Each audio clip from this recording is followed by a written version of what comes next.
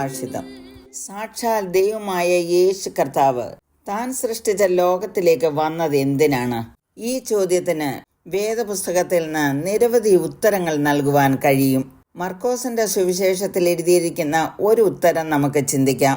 10:45 വായിക്കുന്നത്, മനുഷ്യപുത്രൻ ശുശ്രൂഷ ചെയ്യിപ്പാനല്ല, ശുശ്രൂഷിപ്പാനും അനേകർക്ക് വേണ്ടി തന്റെ ജീവനെ മറുവിലയായി കൊടുപ്പാനും അത്രേ വന്നത്.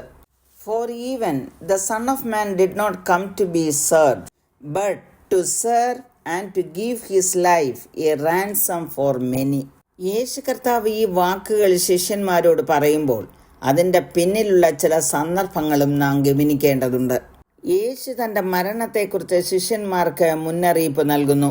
മഹാപുരോഹിതന്മാരും ശാസ്ത്രിമാരും യേശുവിനെ മരണത്തിന് വിധിച്ച് അവർ അവനെ പരിഹസിക്കുകയും തുപ്പുകയും തല്ലുകയും കൊല്ലുകയും 3-ാം നാൾ കഴിഞ്ഞിട്ട് അവൻ ഉയർത്തെഴുന്നേൽക്കുകയും ചെയ്യും എന്നിങ്ങനെ തനിക്ക് സംഭവിപ്പാനുള്ളത് പറഞ്ഞു തുടങ്ങി.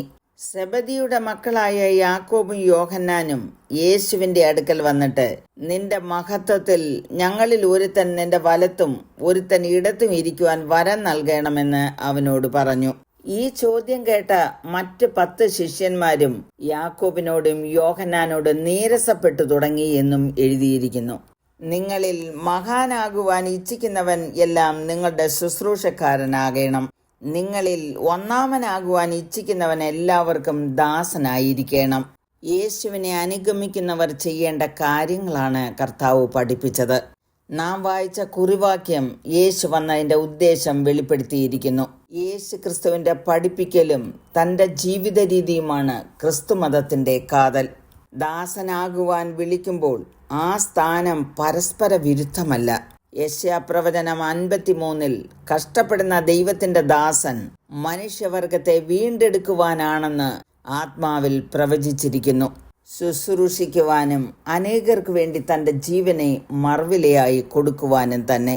ഒരു അടിമയെ സ്വതന്ത്രനാക്കുവാൻ കൊടുക്കുന്ന വിലയാണ് മറുവില എന്ന് ഉദ്ദേശിക്കുന്നത്. യോഹന്നാൻ 8:34 എഴുതിയിരിക്കുന്നത്, അതിന് യേശു, ആമേൻ ആമേൻ ഞാൻ നിങ്ങളോട് പറയുന്നു, പാപം ചെയ്യുന്നവനെല്ലാം പാപത്തിന്റെ ദാസനാകുന്നു. പൗലോസ് അതിങ്ങനെ പറയുന്നു, ഒന്നുകിൽ മരണത്തിനായി പാപത്തിന്റെ ദാസന്മാർ, അല്ലെങ്കിൽ നീതിക്കായി അനുസരണത്തിന്റെ ദാസന്മാർ എന്ന്. പാപത്തിന്റെ അടിമത്തത്തിൽ നിന്ന് സ്വതന്ത്രരാകുവാനുള്ള മറുവിലയാണ് കർത്താവ് ക്രൂശിൽ കൊടുത്തത്. റോമർ 6:17-18 പൗലോസ് പറഞ്ഞിരിക്കുന്നത്, എന്നാൽ നിങ്ങൾ പാപത്തിന്റെ ദാസന്മാരായിരുന്നുവെങ്കിലും നിങ്ങളെ പഠിപ്പിച്ച ഉപദേശ രൂപത്തെ ഹൃദയപൂർവ്വം അനുസരിച്ച് പാപത്തിൽ നിന്ന് സ്വാതന്ത്ര്യം ലഭിച്ച് നീതിക്ക് ദാസന്മാരായി തീർന്നതുകൊണ്ട് ദൈവത്തിന് സ്തോത്രം.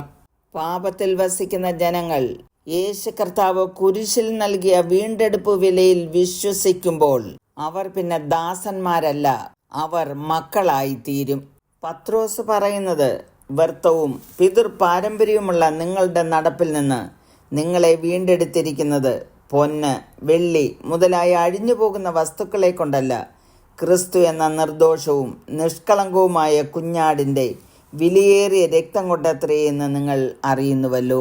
പൗലോസ് എഴുതിയിരിക്കുന്നത്, അവൻ ദൈവരൂപത്തിലിരിക്കെ ദൈവത്തോടുള്ള സമത്വം മുറുകെ പിടിച്ചു കൊള്ളണമെന്ന് വിചാരിക്കാതെ ദാസരൂപമെടുത്ത് മനുഷ്യ സാദൃശ്യത്തിലായി തന്നെത്താൻ ഒഴിച്ച് വേഷത്തിൽ മനുഷ്യനായി വിളങ്ങി തന്നെത്താൻ താഴ്ത്തി മരണത്തോളം, ക്രൂശിലെ മരണത്തോളം തന്നെ അനുസരണമുള്ളവനായി തീർന്നു. ക്രിസ്തു യേശുവിൻ്റെ ഭാവം തന്നെ നിങ്ങളിലും ഉണ്ടായിരിക്കട്ടെ. ഓരോരുത്തൻ സ്വന്തം ഗുണമല്ല മറ്റുള്ളവൻ്റെ ഗുണവും കൂടെ നോക്കണം എന്നെഴുതിയിരിക്കുന്നു. ഈ വചനത്തിനു മുൻപിൽ നമ്മെ തന്നെ സമർപ്പിക്കാം. കരുണയുള്ള പിതാവേ, യേശു ക്രിസ്തുവിൻ്റെ മനോഭാവം അടിയങ്ങൾക്ക് ഉണ്ടാകുവാൻ കൃപ ചെയ്യണമേ എന്ന് അങ്ങയോട് അപേക്ഷിക്കുന്നു. കേൾക്കണമേ. ആമേൻ.